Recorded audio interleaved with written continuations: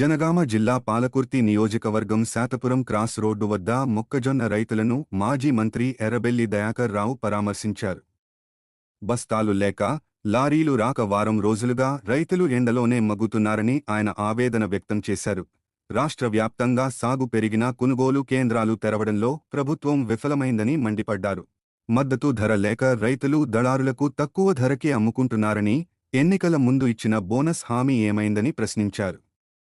వెంటనే కొనుగోళ్లు వేగవంతం చేసి రైతులకు అండగా నిలవాలని ఎర్రబెల్లి డిమాండ్ చేశారు.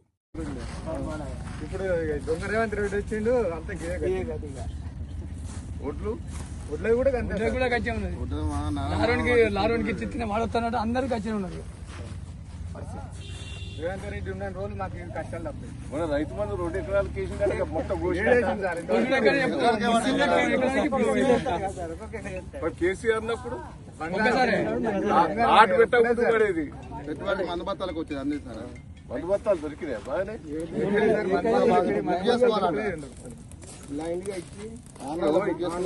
గవర్నమెంట్ ఎంత కొట్టాలి, ఇది ప్రైవేట్ వాళ్ళు 18, 18, 50, 18, 30 నొక్కపోయాడు అది ఏడా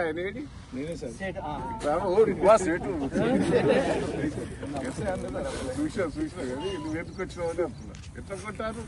18 మరి గవర్నమెంట్ 24 వాళ్ళు వినబట్టినా సరే వినకపోతే మరి మీరు కొనకపోతే మళ్ళీ ఇంకా 16 ఇప్పటికే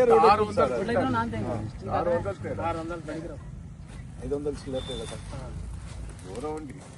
గవర్నమెంట్ లో కూడా ఇప్పుడు పాలకుర్తి పోతే కొంటలేదా? 15 రోజులు అవుతుంది ఇప్పుడు.